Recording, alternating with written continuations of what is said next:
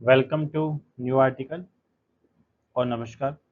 आज हम एक न्यू आर्टिकल पे बात करेंगे जो सेपरेशन ऑफ पावर से रिलेटेड है। इसमें क्या कहा गया है उसी को हम अच्छे से समझने की कोशिश करते हैं कि इस आर्टिकल की सबसे इम्पोर्टेंट बातें क्या हैं। पहली बात है कि लोकतंत्र, इसकी हेडिंग है कि लोकतंत्र में हर स्तंभ अपनी सीमाओं का करे सम्मान। ये अच्छी लाइन है यहाँ पे। भारतीय लोकतंत्र की नींव में ईंट की तरह जड़ा है संविधान का वह सिद्धांत जो विधायिका, कार्यपालिका, न्यायपालिका के बीच सत्ता के सूक्ष्म संतुलन की बुनियाद रखता है। यानी कि जो विधायिका, कार्यपालिका, जो न्यायपालिका है, इनके बीच में एक जो बैलेंस होना चाहिए, सूक्ष्म बैलेंस होना चाहिए, उसकी बुनियाद रखता है। और वो संविधान कौन सा है, वो सिद्धांत कौन सा है? ये संतुलन अक्सर न्यायपालिका की सक्रियता और संयम के बीच झूलता रहता है। मतलब हम कह सकते हैं कि जो हमारे पास जो बैलेंस का जो सिद्धांत है वो इस बात पे डिपेंड करता है।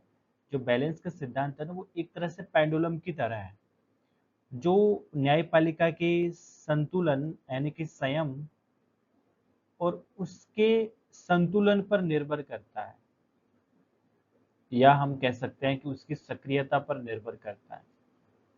सक्रियता पर निर्भर करता है यानी कि जो पेंडुलम है वो न्यायपालिका की संयम और सक्रियता पर निर्भर करता है। अगर ये संयम की तरफ चला गया तो संयमता है, अगर इधर आ गया तो सक्रियता है, तो बीच झूलता रहता है। ये इंपॉर्टेंट लाइन है और इसको आंसर राइटिंग में यूज भी किया जा सकता है। आगे देखो, हाल ही में सर्वोच्च न्यायालय द्वारा अनुच्छेद 201 की प्रक्रिया में पारदर्शिता और तर्क संगतता के मानदंड जोड़ने का निर्णय इसी झूलते हुए लोकतांत्रिक पेंडुलम को एक नई दिशा देने का प्रयास दिखता है। तो यहाँ से लेकर के मैं कुछ हाईलाइट करना चाहूंगा कि आप इन पॉइंट्स को लिख सकते हैं और आंसर राइटिंग में यूजेबल है। देखो, भारतीय लोकतंत्र की नींव में ईंट की तरह जड़ा है संविधान का वह सिद्धांत जो विधायिका, कार्यपालिका, न्यायपालिका के बीच सत्ता के सूक्ष्म संतुलन की बुनियाद रखता है। ये संतुलन अक्सर न्यायपालिका की सक्रियता और संयम के बीच झूलता रहता है। ये इंपॉर्टेंट लाइन है, इसको आप ध्यान से देख सकते हैं। आगे जो बातें कही गई हैं वो राज्यपाल से संबंधित है। इसको आप पढ़ सकते हैं और देख सकते हैं कि क्या है। इतना समझाने का इसमें है नहीं, इसलिए मैं आगे बढ़ रहा हूँ। नेक्स्ट देखिए, वो किससे रिलेटेड है, हम ये इसी से रिलेटेड है कि समर्थक कहेंगे कि फैसला पारदर्शिता की दिशा में साहसिक कदम है।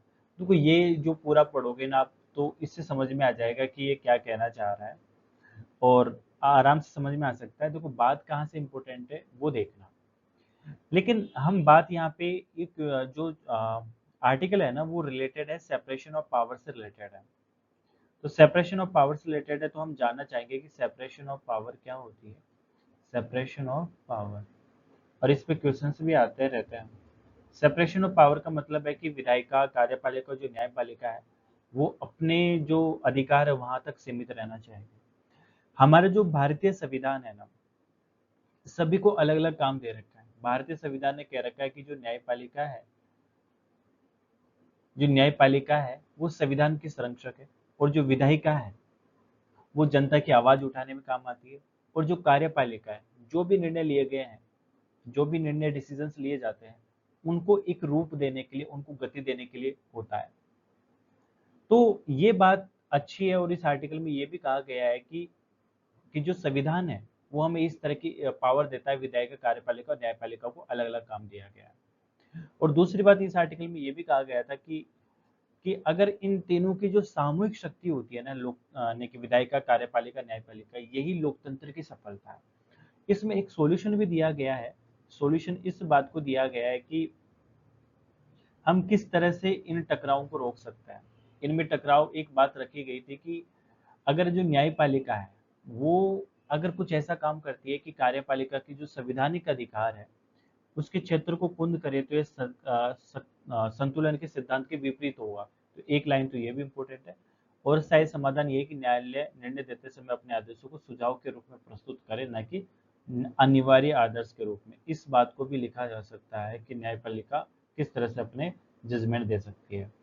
यह यहाँ पे देखो, मैं बता रहा था, भारतीय संविधान की जिस मूल भावना ने न्यायपालिका को संविधान का संरक्षक बनाया था, उसी भावना ने विधायिका को जनता की आवाज और कार्यपालिका को निर्णय की गति का प्रतीक माना था। इन तीनों की सामूहिक शक्ति लोकतंत्र की सफलता है। तो ये सबसे इंपॉर्टेंट लाइन बात है और इसको आपको नोट कर लेना चाहिए। आज के लिए इतना ही पर्याप्त। जय हिंद, ऑल द बेस्ट।